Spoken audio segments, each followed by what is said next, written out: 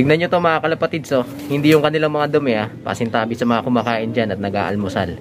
Etong dalawang sisiw na to, aakalain mong hindi magkapatid. Aakalain mong magkaiba sila ng clutch. Pero ang totoo mga kalapatids ay nestmate yung dalawang yan. Ito ay napisa noong November 25 ng umaga. At ito naman November 27 ng hapon. Pero tignan nyo naman yung malaking diferensya. At hindi maganda yan mga kalapatids. Ano yung pwede natin gawin para matulungan itong maliit na ito na makahabol?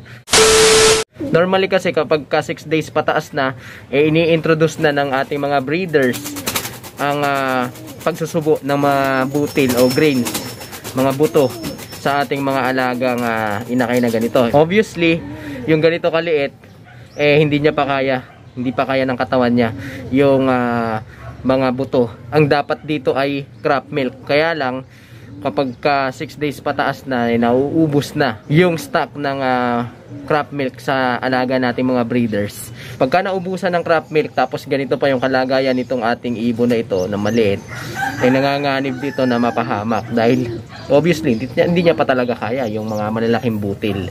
Kaya kailangan natin gawa ng paraan ito para kahit papaano subukang maisalba o matulungan ito na makahabol. At kung mapapansin nyo, tingnan nyo, napakalaki ng nito, ng butchi nito, busog na busog. Samantalang ito, bagat meron, pero ang liit at kitang kita naman yung rate ng development niya ay napakabagal. So malamang na overpower ng ibon na ito, etong kapatid niya. Kaya nasusolo niya lahat ng sustansya. So mukhang nagsubo na yung ating mga breeders. At napunta lahat dito.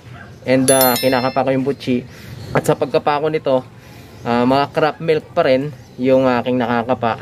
So good sign pa rin kahit papano na pwede pang makahabol itong ating inakay. So ang gagawin natin ay kunin muna natin to, itong busog na botchog. Yan, dyan muna natin siya lagay. And then ito muna yung ilalagay natin doon sa ating mga alagang breeders para masolo niya yung pagsusubo. Ayan, ilagay naman muna natin siya dyan mag-isa, and hopefully magsubo itong dalawang to para masolo niya at makahabol dun sa size nung ating isang inakay na naririto. So ito, dito muna natin to ilagay, baka mamaya ay madisgrasya natin. Dyan muna siya, sayang walang araw ngayon mga kalapatids, makulimlim. Pero kanina ay nagpalipad tayo ng ating mga alaga at nagpatuka. So ayan, pumasok na sila at naubos na rin nila itong patuka na nilagay natin. So update tayo dun sa ating dalawang ibon na si Jessie at si Zomba. Hanggang ngayon wala pa rin yung ating mga alaga. Sayang yung ating dalawang ibon na yun, pero ganun talaga, kailangan na natin mag move on. Wala naman tayo na kung hindi sila mapapahamak at hindi sila mabibihag, uuwi naman at uuwi yung ating dalawang ibon na yon. Talagang hindi lang natin na kondisyon mga kalapatids, aminado tayo dyan. So move on na tayo, focus na lang tayo sa mga susunod nating liparan dito sa ating mga alaga. Samantala, update tayo dito sa ating mga alaga, ang breeders na pinapaitlog. Ito wala pa rin, pero etong hen na yan ay madalas nang tumatambay dyan sa pugad, madalas nang umuupo. Ganun din to mga kalapatids, itong ating paris na naririto. So isang magandang senyales yan na malapit na silang mangitlog. Alright, at para ma-encourage na magsubo, yan, dadagdagan natin yan para tuloy-tuloy yung pagsusubo ng ating mga breeders. Siyempre tambakan na rin natin ng grits para all goods yung ating mga breeders. Okay, samantala dito tayo sa inakay na ito mga kalapatids, wala akong masasabi dito, napakalusog at napakataba. Ayan, napakaganda ng kanyang development. Sayang nga lang yung isa, yung kapatid niya, nagkaroon tayo ng problema. Yan ang isa sa mga nagiging problema natin pagka nagbe-breed tayo, yung hindi balance na development ng dalawang inakay. May mga paraan naman para solusyonan yung mga ganong problema, kagaya ng pagsusubo, kung saan tayo mismo yung magsusubo sa ating mga alagang sisiw na ganito.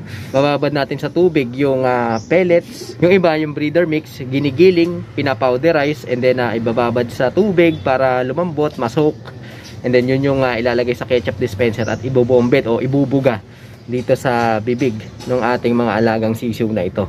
So pwede yun mga kalapatids. Nang sa ganon ay matulungan natin yung ating mga alagang inakay na ma-develop. Pero may mga cons din o negative effect sa ating mga alaga. Kagaya ng hindi nila nakukuha yung mga antibodies na makakatulong sa ating mga alagang tumatag yung kanilang resistensya. Ipinapasa kasi yun sa kanila ng kanilang mga magulang kapag nagsusubo or pinapakain sila. Kasama yun na ibinibigay sa mga sisiw.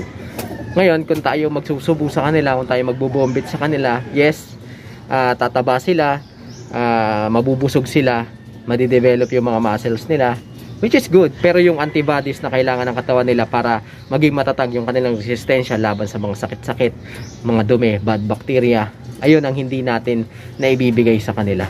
Sa pangdahilan, medyo time consuming yun, matrabaho. At sa kaso natin ngayon, ang pinakamalaking problema natin, masyado pang maliit yung sisiw. Kanina, kung napansin nyo, halos ganito lang yata yun.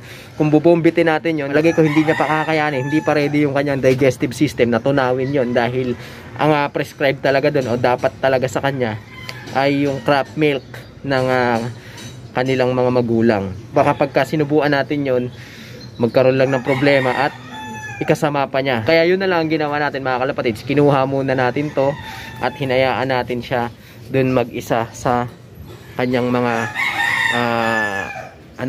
magulang para masubuan siya, masolo niya yung pagsusubo. Nangihingi naman siya ng subo, kaya lang na-overpower siya o naaagawan siya ng kanyang kapatid. Kaya palagay ko hindi siya napapakain ng maayos. Mga kalapatids natin dyan, nanonood na may kaparehas kong problema pagdating sa mga inakay, pwede nyong gawin yon. Kapag nagsusubo yung mga alaga at nakita nyong halos malaki yung diferensya ng size ng kanilang mga inakay, so pwede nyong gawin, kunin nyo yung malaki, then hayaan nyo munang subuan yung maliit, and then sa kanyo ilagay yung mas malaki. Siya na yung ihuhuli nyong ipapasubuan. Pwede nyo muna siyang ibilad sa araw para hindi rin sayang yung pagkakataon, and then kapag okay na, nasubuan na, busog na yung isang inakay na mas maliit, ayan, pagsamahin nyo na, pwede nyo nang ilagay etong mas malaking inakay. Okay, yun muna mga kalapatids. Maraming salamat sa inyong pagsilip at pagtambay at pakikipagkwentuhan dito sa ating munting tambayan. Sa mga hindi pa nakapag-subscribe dyan, mag-subscribe na kayo, hit nyo na notification bell para sa ganun updated kayo sa ginagawa nating kwentuhan dito lang sa ating munting tambayan. Mag-like, comment, share kung nagustuhan mo ang video at i-follow ang ating Facebook page para sa tuloy-tuloy na kwentuhan na kapupulutan ng mga kaalaman. Kita tayo sa susunod mga kalapatids. Ingat kayo. Paalam!